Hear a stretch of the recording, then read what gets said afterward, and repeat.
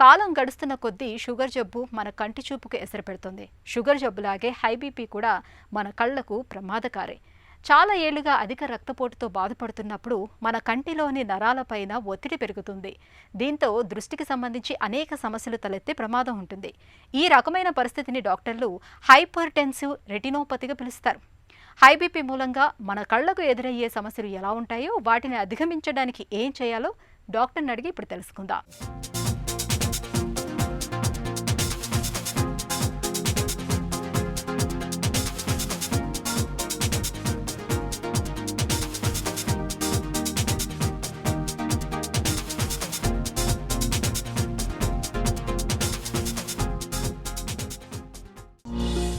Hypertensive retinopathy అంటే ఏంటి?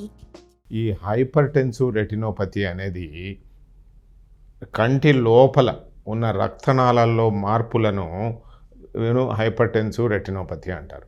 So ఈ హైపర్టెన్సివ్ రెటినోపతి వల్ల కంటికి వచ్చే ప్రాబ్లమ్స్ ఏమి అంటే, రక్తనాళాల్లో మార్పులు, కొన్ని కాంప్లికేషన్స్ వచ్చి చూపు కొద్దిగా పార్షియల్గా కానీ పూర్తిగా కానీ చూపు కోల్పోయే ప్రమాదం ఉంది. కాబట్టి హైపర్టెన్సివ్ రెటినోపతి అనేది కంటి చాలా ముఖ్యమైన పార్ట్. కంటిలో ఉన్న రక్తనాళాల మార్పులు ప్యారలల్గా కిడ్నీలో కూడా జరుగుతుంటాయి, అలానే ప్యారలల్గా బ్రెయిన్లో జరుగుతుంటాయి, ప్యారలల్గా హార్ట్లో జరుగుతుంటాయి. కాబట్టి ఎప్పుడైనా రక్తనాళాల గురించి స్టడీ చేయాలంటే ఈ ఫండోస్కోపీ, ఆఫ్థల్మోస్కోపీ ద్వారా మనం ఈ గ్రేడింగ్ చెప్తాము. ఈ గ్రేడింగ్ని బట్టి ఈ ఫిజిషియన్ అనుకోండి, కార్డియాలజిస్ట్ అనుకోండి, న్యూరాలజిస్ట్ అనుకోండి, వీళ్ళు దాని ప్రకారము ట్రీట్మెంట్ మొదలు పెడతారు. అందువల్ల హైపర్టెన్సివ్ రెటినోపతి అనేది చాలా ముఖ్యమైన ఇన్వెస్టిగేషన్. హై బీపీ అనేది కళ్లకు ఎలా ప్రమాదకరంగా పరిణమిస్తుంది? ఈ రక్తపోటు ఎక్కువగా ఉన్నప్పుడు ఫస్ట్ చేంజ్ ఏమి అంటే రక్తనాళాలు నేరో కావడం, రక్తనాళాలు సన్నగా కావడము. రెండోది ఏమి అంటే బాగా నేరో అయినప్పుడు ఈ రక్తనాళాల వెజల్ వాల్ ఉబ్బిపోయి థికనింగ్ అంటాం, థికనింగ్ అయిపోయి మూసుకోవడం జరుగుతుంది. సో ఇలా మూసుకునే దానివల్ల రెటీనాకు బ్లడ్ సప్లై తగ్గిపోతూ ఉంటుంది. సో దీన్నే ఇస్కీమియా ఆఫ్ ది రెటీనా అంటారు. ఇంకా కొన్ని పార్ట్లలో ఈ ఆర్టరీస్ అంటే ధమనులని, వీన్స్ అంటే సిరలని అంటాం. ఈ ఆర్టరీస్ కానీ వీన్స్ కానీ మూసుకొని పోతాయి. ఈ మూసుకొని పోయేటి చిన్నదాన్ని అంటే branch retinal artery occlusion, branch retinal Wien occlusion అంటారు. ఒక్కొక్కసారి టోటల్గా central retinal artery, central retinal Wien, central అంటే మెయిన్ పార్ట్ అని. సో ఈ మెయిన్ పార్టే బ్లాక్ అయిపోయినప్పుడు వాళ్ళకు సడన్ లాస్ ఆఫ్ విజన్, సడన్గా చూపు పోవడం జరుగుతుంటుంది. ఇంకోటి ఆప్టిక్ నర్వ్ అని, ఆప్టిక్ నర్వ్ కూడా బ్లడ్ సప్లై ఆగిపోయి చూపు సగం కానీ పూరా కానీ కోల్పోయే అవకాశం ఉంది. ఇంకా మూడో భాగము కొరాయిడ్, రెటీనాకు వెనక భాగాన్ని కొరాయిడ్ అంటారు. ఈ కొరాయిడ్ కూడా బ్లడ్ సప్లై ఆగిపోయినప్పుడు నెక్రోసిస్ వస్తుంది. నెక్రోసిస్ అంటే డెడ్ కావడం. ఈ డెడ్ అయిన దానివల్ల ఈ ఫంక్షన్ తగ్గిపోతుంది. కాబట్టి what are the side effects of this high blood pressure? కంటి మీద హై బ్లడ్ ప్రెషర్ వల్ల ఏం జరగచ్చు అంటే రెటీనా దెబ్బతినచ్చు, ఆప్టిక్ నర్వ్ దెబ్బతినచ్చు, ఈ కొరాయిడ్ అనే పొర దెబ్బతినచ్చు. సో ఈ రెటీనా దెబ్బతినే దానికి కారణము ఆర్టీరియల్ బ్లాక్ కానీ వీనస్ బ్లాక్ కానీ జరిగి ఇది జరుగుతూ ఉంటుంది. కొంతమందిలో రక్తస్రావం కూడా జరుగుతుంది, కంటి లోపల బ్లడ్ కారుతుంది. దీన్నే విట్రియల్ హెమరేజ్ అంటారు. ఇంకా కొంతమందిలో లాంగ్ స్టాండింగ్లో రెటినల్ డిటాచ్మెంట్, రెటీనా ఊడిపోయడము జరుగుతూ ఉంటుంది. ఇలా వాళ్ళు కూడా ఈ చూపు కోల్పోతుంటారు. ఇంకా కొంతమందికి గ్లాకోమా, కంటి ప్రెషర్ పెరిగి చూపు కోల్పోవడం జరుగుతుంటుంది. హైపర్టెన్సివ్ రెటినోపతి లక్షణాలు ఎలా ఉంటాయి? చాలామందికి ఏ సిమ్టము ఉండదు. ఎందుకు అంటే ఇది స్లో ప్రాసెస్, అందువల్ల స్లోగా చూపు తగ్గుతుంది. కాబట్టి ఎక్కువ మందికి జరగదు. మనం ఆఫ్థల్మోస్కోపిక్గా చూసినప్పుడే తెలుస్తూ ఉంటుంది. ఎవరికి సిమ్టమ్స్ ఉంటాయంటే ఆప్టిక్ నర్వ్ దెబ్బతింటే సడన్గా చూపు తగ్గిపోతుంది, వాళ్ళకు సడన్ లాస్ ఆఫ్ విజన్ ఉంటుంది. ఇంకొకరికి మ్యాకులర్ ఇస్కీమియా అంటాము. అప్పుడు వాళ్లకు చిన్న చిన్న అక్షరాలు సరిగా కనపడలేదు అనే అది చెప్తూ ఉంటారు.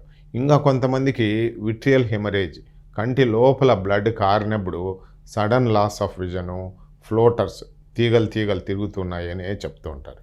కాబట్టి ఎక్కువ శాతం మందికి సిమ్టమ్స్ ఉండవు. ఈ కాంప్లికేషన్స్ వచ్చినప్పుడు వాళ్ళకు సడన్ లాస్ ఆఫ్ విజన్ కానీ, పార్షియల్ లాస్ ఆఫ్ విజన్ కానీ, కంప్లీట్గా చూపు కోల్పోవడం కానీ జరుగుతూ ఉంటాయి. రక్తపోటు మూలంగా చూపు దెబ్బతింటున్నట్లు ఎలా గుర్తిస్తారు? ఇన్వెస్టిగేషన్స్, హైపర్టెన్సివ్ రెటినోపతి పరిస్థితి ఈజీ అండి. ఓన్లీ ఫండస్ ఎగ్జామినేషన్ ఉంటాం. ఈ ఫండస్ ఎగ్జామినేషన్కు మా దగ్గర 3-4 రకాలు ఉన్నాయి.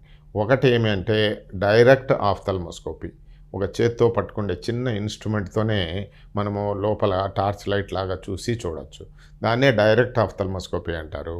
రెండోది indirect ophthalmoscopy. So head band తగిలించుకొని హెడ్ లైట్తో మనము సర్చ్ లైట్ లాగా చూడ్డాన్ని ఇండైరెక్ట్ ఆఫ్థల్మోస్కోపీ అంటారు. ఇంకోటి బై మైక్రోస్కోపీ. ఈ మైక్రోస్కోప్ అంటే స్ట్రిట్ ల్యాంప్ బై మైక్రోస్కోపీ ద్వారా కూడా ఈ చిన్న వెజల్స్ను మ్యాగ్నిఫైడ్ వ్యూలో పెద్దగా కనపడేటట్లు చేసుకొని చూసుకుంటాము. ఇంకా కొంతమందికి అవసరమైతే ఫండస్ ఫండస్ ఈ ఫోటో తీసుకొని దాన్ని స్టడీ చేస్తుంటాము. ఇంకేదన్నా అవసరం ఉంటే ఈ ఓసిటీ అనే టెస్టులు కానీ, యాంజియోగ్రామ్ అనేటివి రేర్గా చేస్తుంటాం. ఈజీ డయాగ్నోసిస్ ఏమి అంటే fundus examination, direct ophthalmoscopy, indirect ophthalmoscopy, slit lamp ఎగ్జామినేషన్తో మనము ఈ పేషెంట్కు హైపర్టెన్సివ్ రెటినోపతి ఉందా లేదా, ఏ గ్రేడ్లో ఉంది, ఎనీ కాంప్లికేషన్స్ ఉన్నాయా అనేది మనం కన్క్లూజన్కి రావచ్చు. హైపర్టెన్సివ్ రెటినోపతికి చికిత్స ఎలా ఉంటుంది? ఈ ట్రీట్మెంట్లో ఈ హైపర్ టెన్షన్ అనేది ప్రైమరీనా సెకండరీనా అని. ప్రైమరీ అంటే వాళ్ళ ఫోర్ ఫాదర్స్కు, పేరెంట్స్కు ఉన్నప్పుడు హెరిడిటరీగా ప్రైమరీగా ఏ కారణము లేకుండా వచ్చేదాన్ని ప్రైమరీ హైపర్ టెన్షన్ అంటారు. ఏదో ఒక కారణం, ఎగ్జాంపుల్ ప్రెగ్నెన్సీలో రావడము, లేదంటే కిడ్నీ ఫెయిల్యూర్ అయి రావడము, లేదంటే స్టిరాయిడ్ ట్యాబ్లెట్స్ వేసుకొని రావడము, ఇలాంటి దాంట్లను సెకండరీ హైపర్ టెన్షన్ అంటారు. సెకండరీ హైపర్ టెన్షన్ ఏ కారణం వల్ల బీపీ పెరుగుతుందో చూసి ఆ కారణాన్ని ట్రీట్ చేస్తే ఆటోమేటిక్గా బీపీ తగ్గిపోతే ఈ hyper tensive retinopathy in early stages reverse చేయొచ్చు. ఫర్ ఎగ్జాంపుల్ స్మాల్ బ్లీడ్స్ ఉంటే తగ్గిపోతాయి, ఎగ్జుడేట్స్ అంటే కరిగిపోతాయి, రక్తనాళాలు స్పాజానికి పోయింటే మళ్ళీ నార్మల్గా అవుతాయి. వెరస్ లాంగ్ స్టాండింగ్ కేసెస్ అయితే చేంజెస్ రావు, కానీ ప్రోగ్రెస్ కాకుండా, కాంప్లికేషన్స్ రాకుండా మనం అరికట్టవచ్చు. సో ఈ ట్రీట్మెంట్ పార్ట్కి వచ్చేటప్పటికి ఈ ఆఫ్థల్మాలజిస్టులు ఈ కార్డియాలజిస్ట్కి కానీ, జనరల్ ఫిజిషియన్కి కానీ సపోర్ట్ తీసుకొని ట్రీట్మెంట్ ఇస్తుంటాం. హై బీపీ బారి నుంచి కంటి చూపును ఎలా కాపాడుకోవాలి? All hypertensive retinopathy and it's complications అన్నీ ప్రివెంటబుల్. తప్పనిసరిగా కళ్ళు పోతాయనే మాటే లేదు. ఎప్పుడైనా కానీ హై బ్లడ్ ప్రెషర్ ఉంటే ఇమీడియట్ అన్సెషన్ ఏమంటే ఏ కారణంతో బీపీ పెరిగింది అనే ఒకటి. రెండోది బీపీని కంట్రోల్ చేస్తూ ఉండం. దీంతో పాటుకి రిస్క్ ఫ్యాక్టర్స్ ఏంటంటివి అంటే షుగర్, డయాబెటీస్ ఉండడము, ఇంకొంచెం రిస్క్ ఫ్యాక్టర్ ఏది అంటే లిపిడ్స్, హై లిపిడ్స్ అనేది. ఇంకోటి ఏమి అంటే సీరం హోమోసిస్టిన్ అనే అమినో యాసిడ్ వల్ల కానీ. నెక్స్ట్ తీసి స్మోకింగ్, నెక్స్ట్ వచ్చేసి ఒబేసిటీ. సో ఇవన్నీ risk factors for the complications of hyper tension. So blood pressure, blood sugar, lipids, homocysteine, smoking and obesity, ఊబకాయం, ఎక్కువ వెయిట్ ఉండడం కూడా ఒక రిస్క్ ఫ్యాక్టరు. తర్వాత ఎక్సర్సైజ్ లేనిది, so lack of physical exercise also a risk factor for the hypertensive retinopathy. So ఇవన్నీ కూడా control చేస్తూ ఫిజిషియన్ అండ్ కార్డియాలజిస్ట్తో ఫ్రీక్వెంట్ చెకప్స్ ఉంటే ఈ హైపర్టెన్సివ్ కాంప్లికేషన్స్ అన్నీ మనం అరికట్టవచ్చు. అదుపు తప్పిన రక్తపోటుతో ఎప్పుడైనా ప్రమాదమే. మన చూపును కాపాడుకునేందుకు హై బీపీని అదుపులో ఉంచుకోవటం ఒక్కటే పరిష్కారం. ఇందుకు మందులతో పాటు ఆహార, వ్యాయామాల సాయం తీసుకోవాలి. తరచూ కంటి పరీక్షల్ని చేయించుకుంటూ ఉండాలి.